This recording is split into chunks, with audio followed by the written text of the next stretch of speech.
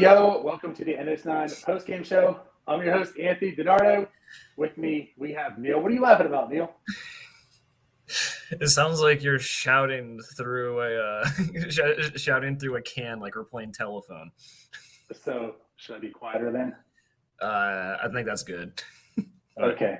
I thought maybe I needed to be a little louder.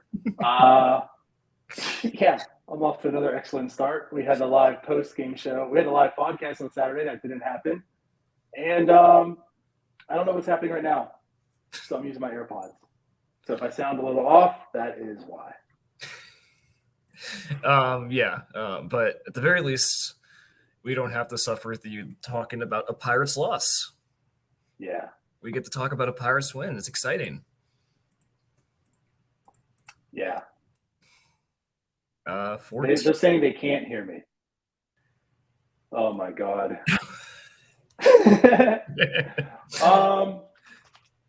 So no audio at all?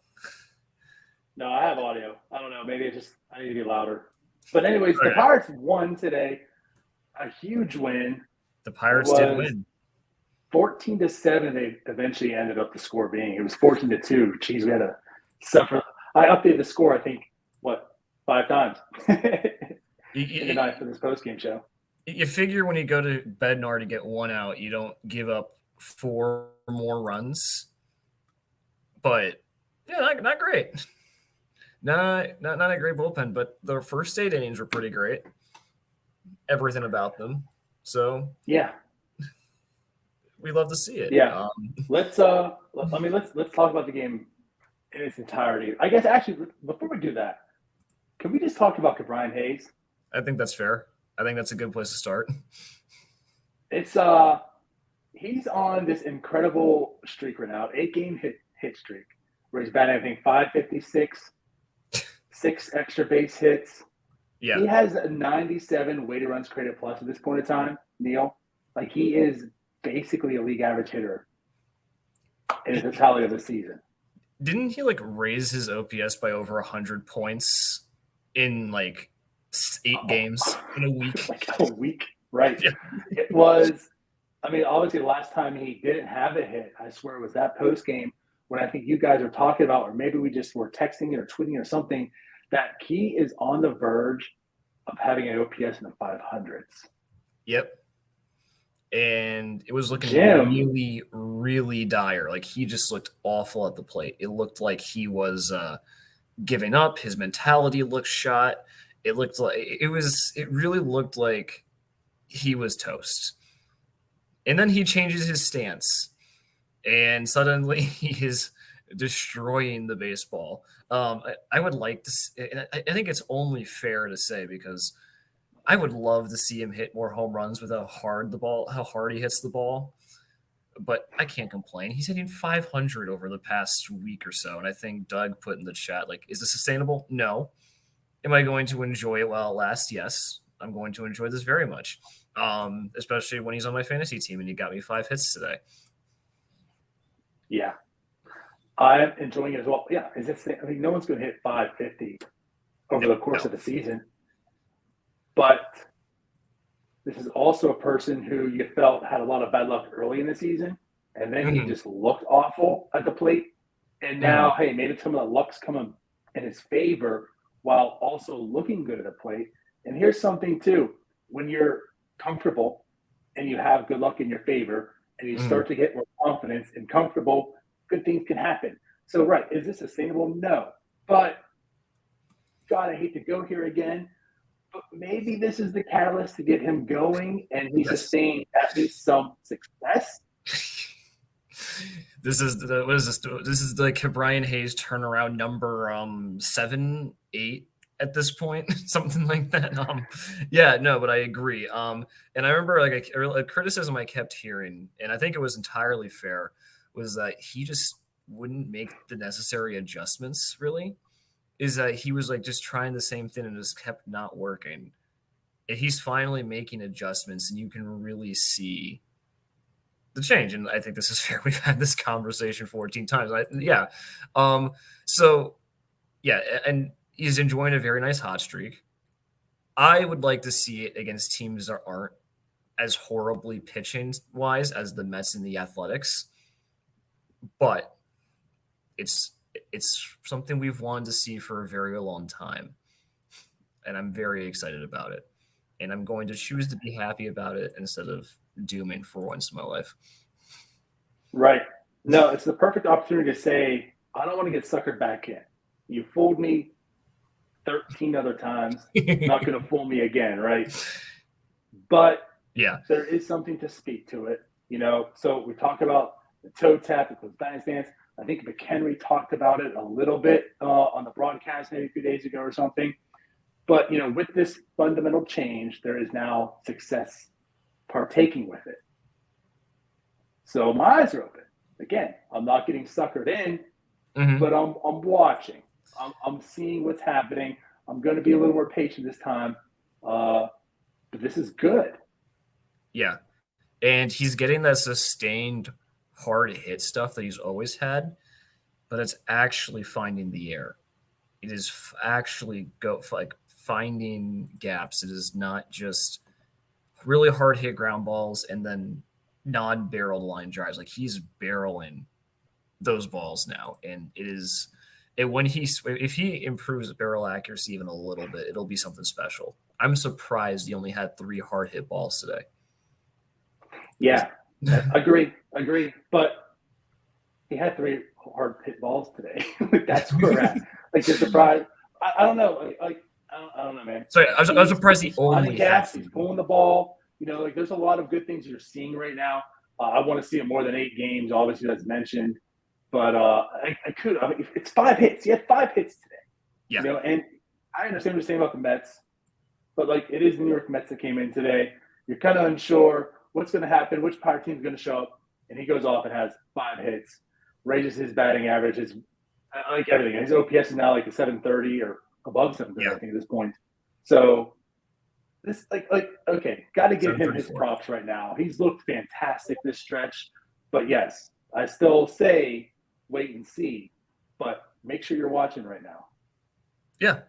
No, and it's exactly what we need, especially since, obviously we scored 14 runs today, 17 hits, but we hadn't been doing that before today. We barely squeaked out the win against the first game against the A's. And we just got slaughtered the next 2 games. And so the fact that he's been able to be a consistent bat in the lineup really, really helps. Especially when there's just so much inconsistency. Sawinski is not consistent. Santana is not consistent. Castro is not consistent.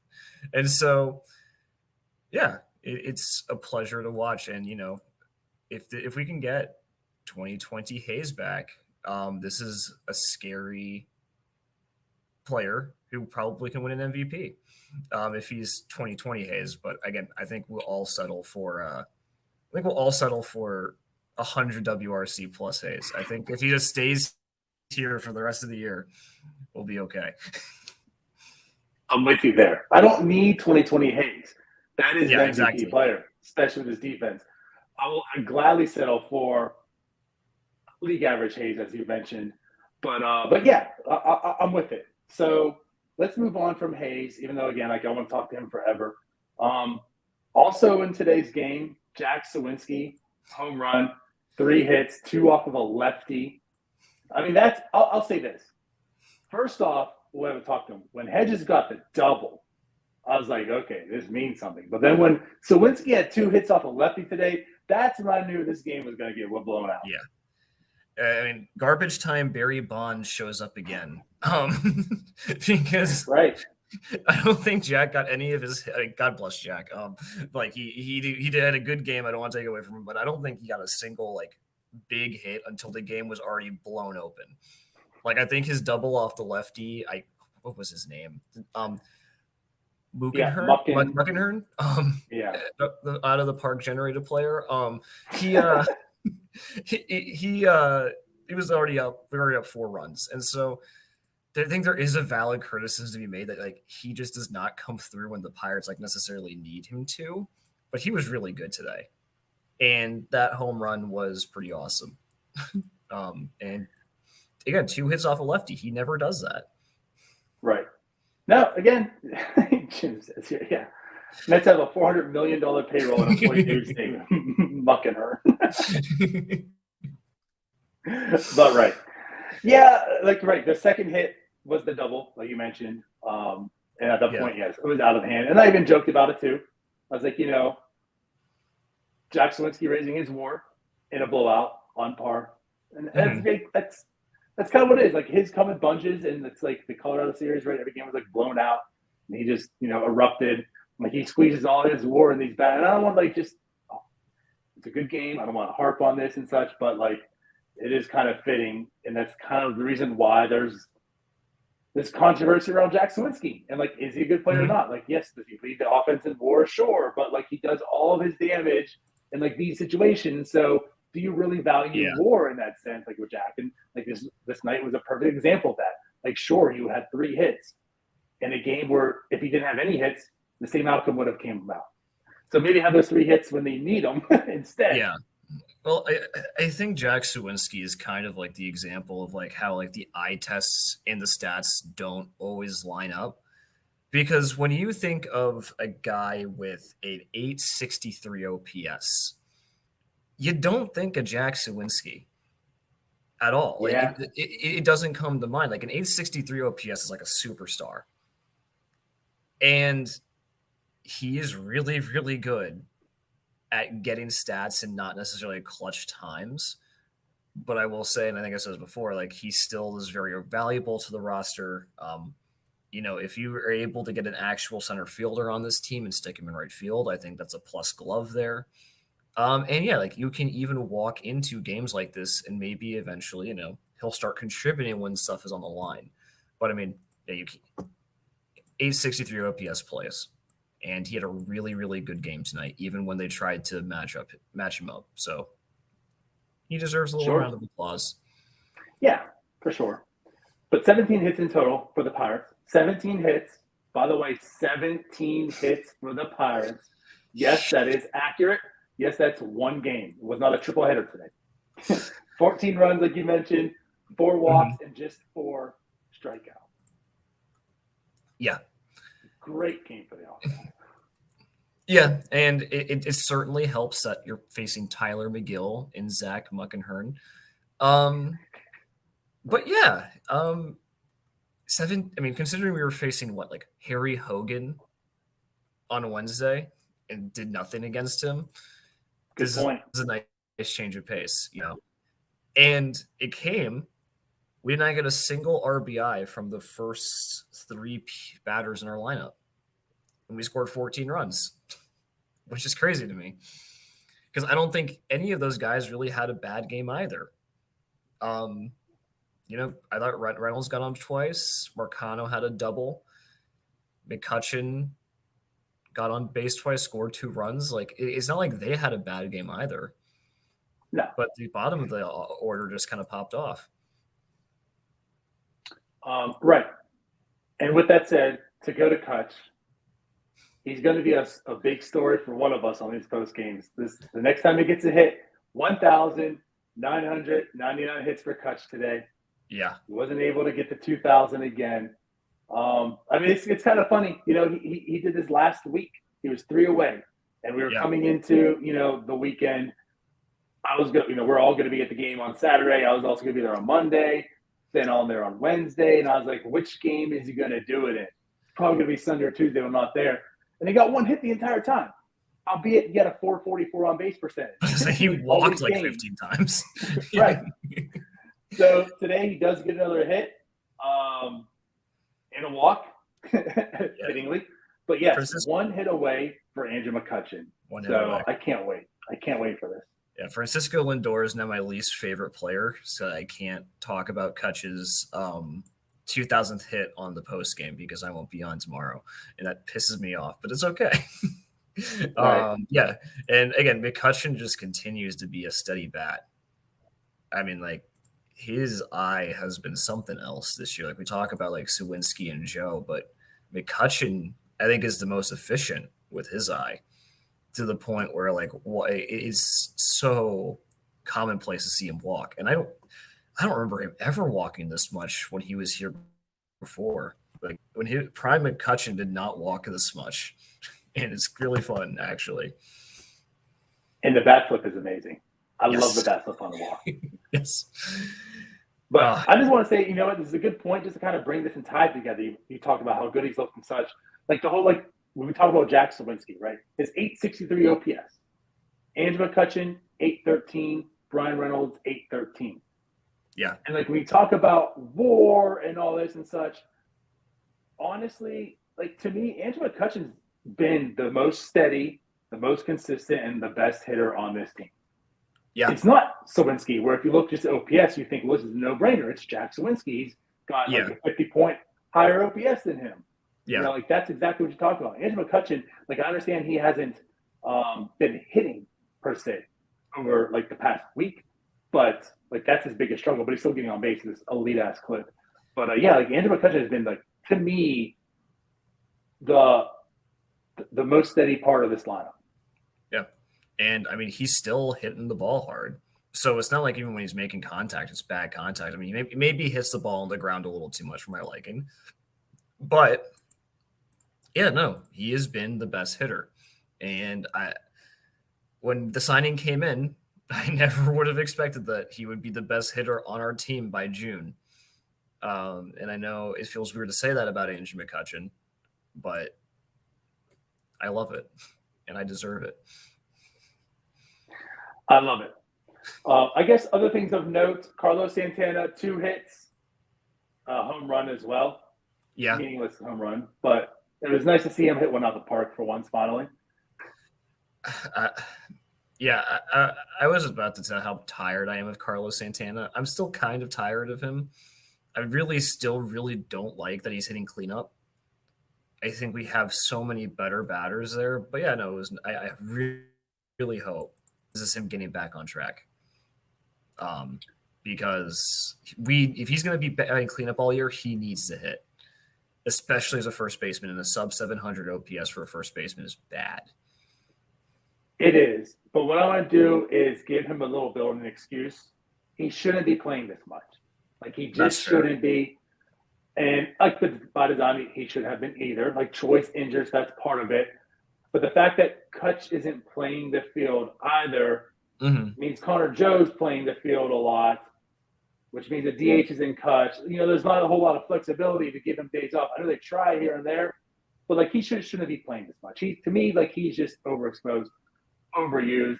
And I'm not going to put that on it, too, but, like, at least he's been playing really, really good defense. Yes. Except for like his past few games. Yeah. I know he has been like one of the best defensive first basemen in baseball this year, and I will give that to him. And like considering we used to watch Josh Bell trip over himself every day at first base, or like Josh Meter try to play first base, it's a nice change of pace. And I don't even hate him on this team. I think you make a good point, though. He really should not be playing every day. He's not that guy anymore.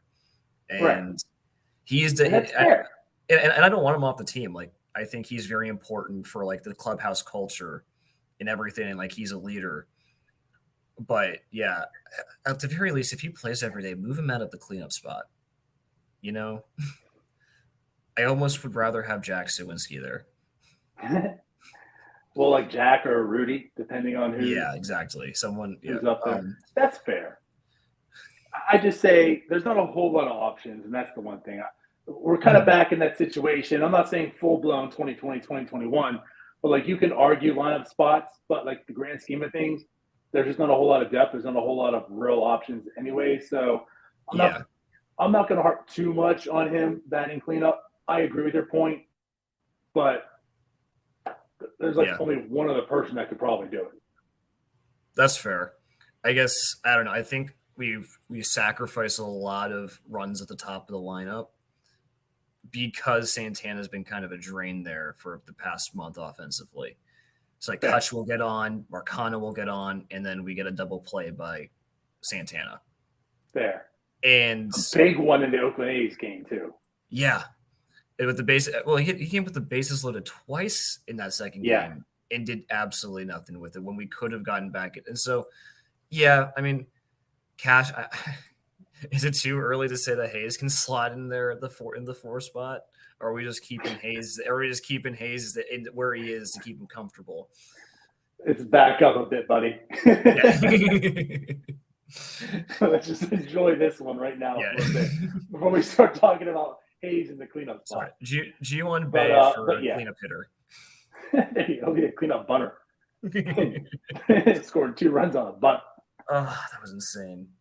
It was nice not being on the terrible defensive side of things today. Yeah. And then I guess one last thing to wrap up with of note again, Palacios also 2 hits. So yeah, a lot of multi-hit guys. Palacios we go 2 for 5 with 2 RBIs also. But yeah, like a very, very elite day by the offense. And the second Austin Hedges double of the week where the defender just forgets how to play the outfield. Take it. My heart, Marte. I was wearing my Marte jersey today, and my heart was dying a little bit watching him out there in right field. Yeah. He's not the same player. You can tell. It's a sad time for the Marte stands right now. And again, something I think I talked about like a week or 2 ago.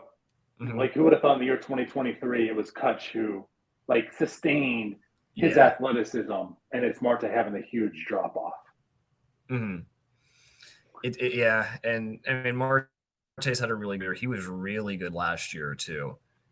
But I guess Father Time comes for everyone. And, I mean, it was just sad. Marte is one of my favorite players of all time. So him helping out one of my least favorite Pirates was a little conflicting for me today. Yeah, that's fair. But it is what it is. Yeah, we win. We win. We got the runs, but that's all that matters. So let's flip on the other side, because there's also another big performance today. Dick Mountain, right? Rich Hill. 43-year-old Rich Hill. Just still somehow getting it done with his 60-mile-an-hour pitches that just, like, go three inches off the plate and still get called a strike by the umps. I know there's been like some scrutiny with him as well. Like, he's had a few past starts where he has not looked good. He's given up a lot of, I think, 6 and 7 runs in like back-to-back starts. When, of course, everyone's pointing the finger, get this guy off the team again. He's terrible. What's he doing? He has no business being here. And then he does something he's done 9 other times in his 13 starts, and that's giving up 3 earned or less. And again, this is why Rich Hill is an asset to this club. This is why the Rich Hill signing was good. And this is what Rich Hill is going to give you. You know, he's going to give you a lot of good starts. And, he'll have his blow up because he throws 68 miles an hour. And some teams will just have their day with him. But overall, the course of the season, right, as it is right now, he's got like a 4.25 ERA. I think it's a 4.25. I could actually look that up. He has a 4.23 ERA. Mm-hmm. And like I said, 9 out of the 13 starts, he's given up 3 earned or less. Yeah. And I think there's only 2 of those where it's 3. The other ones are 2 or less. Yeah. So I still don't understand how he does it, but I saw this one tweet. I still saw this one tweet tonight that I think sums up my thoughts on Rich Hill perfectly, which is watching Rich Hill pitching simultaneously sustains me and drains me. I saw that too. I'm just like, this is perfect because like you watch him, he's like, this guy's gonna go give up 5 runs. Like, there's no way he does it. And like the Mets hit Hill hard today. Like, they had some loud outs, and it's every time I watch him pitch. I don't know how he does it. I don't know how he gives up this much hard contact and gets punished so little for it. But I love it. I am a huge fan of it. And, it's like a roller coaster. You always feel kind of like garbage for half the Hill start, and it comes out with 6 innings and 3 earned runs and the chance to win the game. And all right, I'll take it. Yeah. That sums it up well, especially in today's game. because early on, especially when he gave it that home run, and then the Mets took the lead at 2-1 at that point in time, you're starting to feel a bit uneasy. Here come the hard hits. Here come the Mets.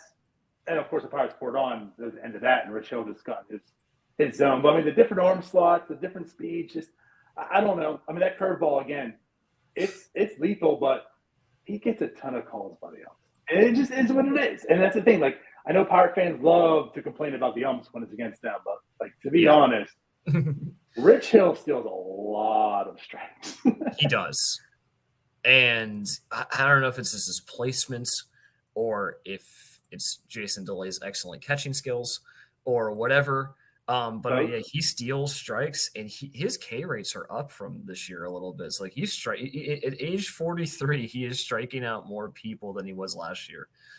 And that's just impressive to me. Which last year also a fine season in the AL East.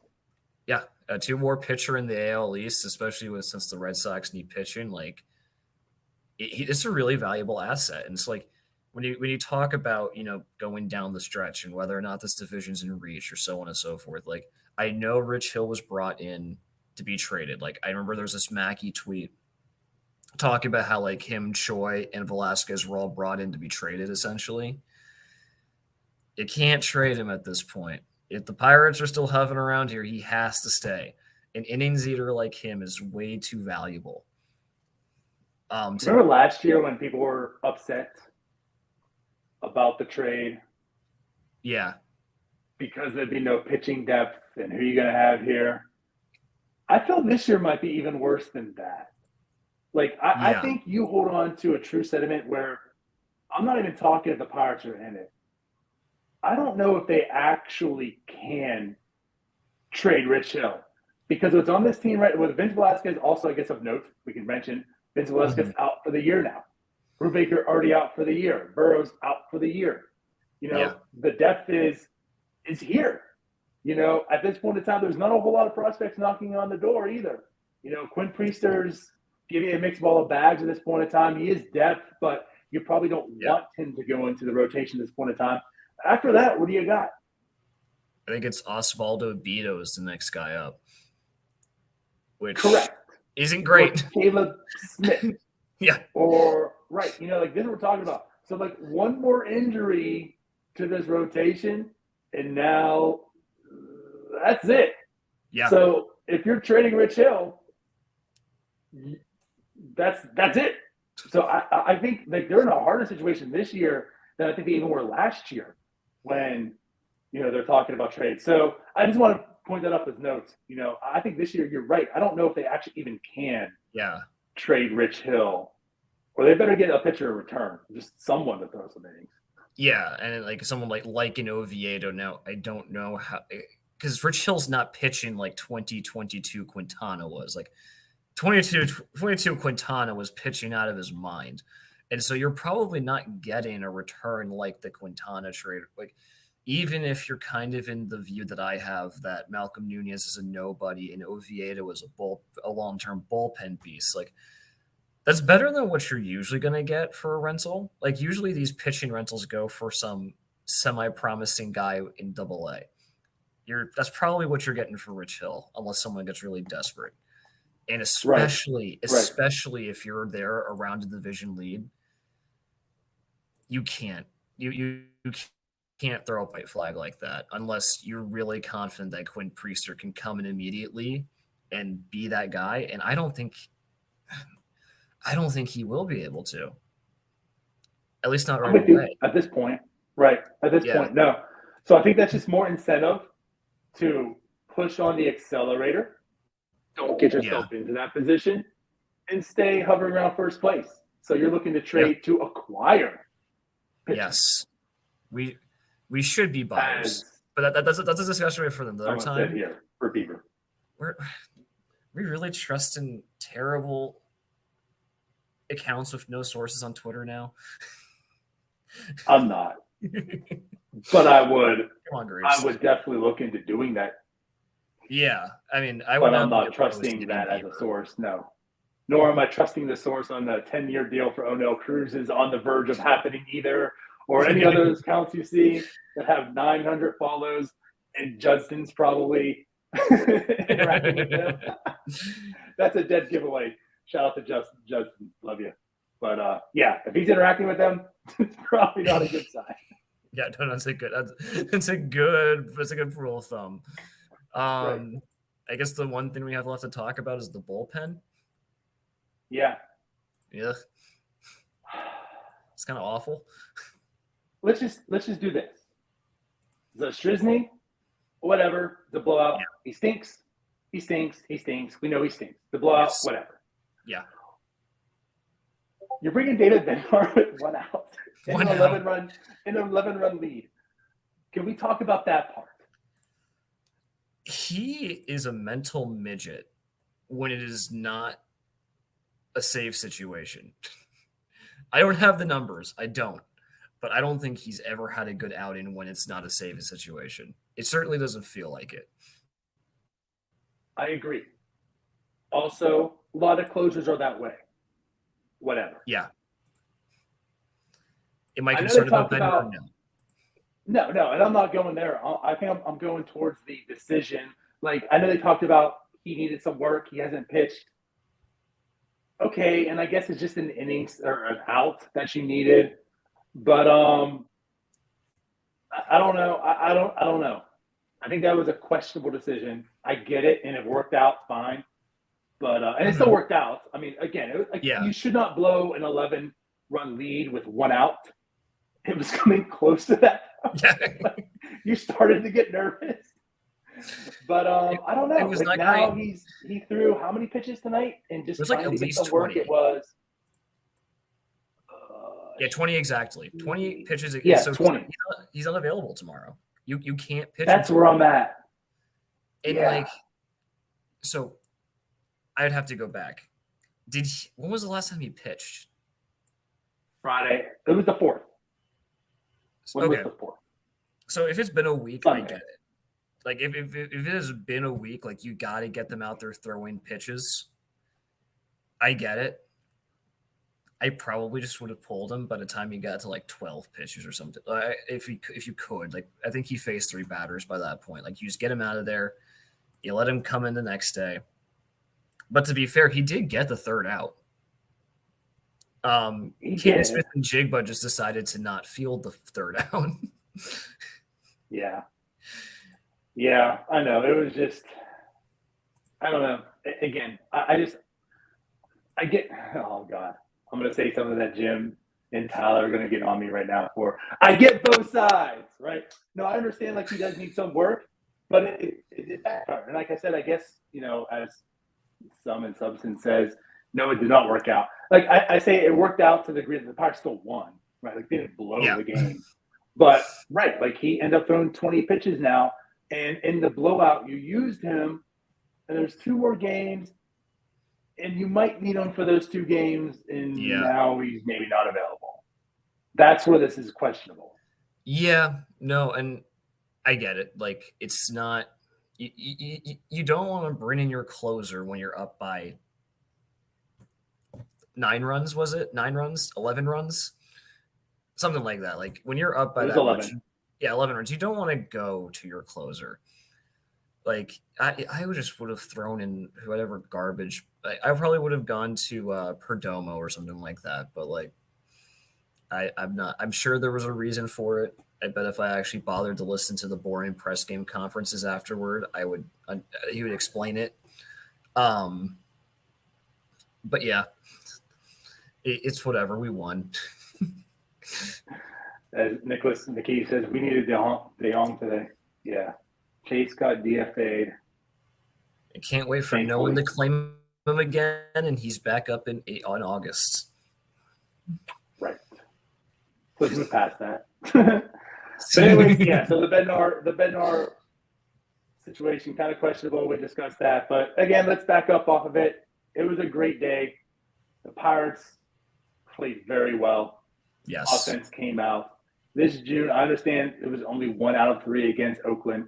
But so far in the month of June, the Pirates have actually looked and played well. Right, you go to that Cardinals series, Oakland still won. Now they have this Mets one they took the first game out of. Mm-hmm. They're still top team in the NL Central. They're fighting for first place. It's June 9th right now. Nice. And the Pirates are still a half game out. Fighting for, we're talking about the playoff Pirates. Yeah. This wasn't supposed to happen. And again, it's June 9th, little foreshadowing. Maybe some reinforcements are coming. I don't know. Speaking of guys on fire, there is Andy Rodriguez in AAA, who's on fire. Yeah. There's just no good excuse. Maybe Henry Davis.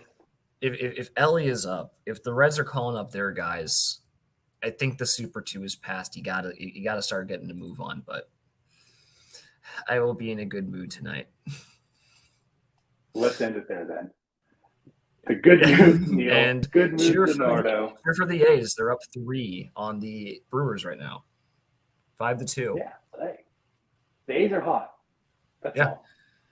I think I saw something. They're the third best in the month of June. They're the third best offense in baseball. So maybe it's not just us. Yeah, well, Rosie Contreras helped that. But we don't go there, right? Good mood, Neil. Good mood, DiNardo. Let's get out here before we go back. But no, for real. So the Pirates do play again tomorrow. We'll be back for the post game. I think I'll be on, and maybe Tyler. We'll find out.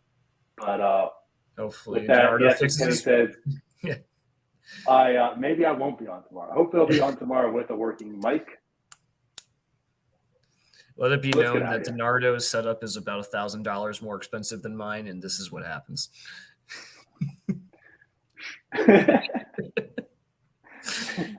What I should have done was made sure this was working before I started the show. But anyways, whatever. We're in a high production. We're in a high quality production here. Yeah. Appreciate everyone sticking through, listening to my shitty ass audio. We'll talk again tomorrow. Bye-bye.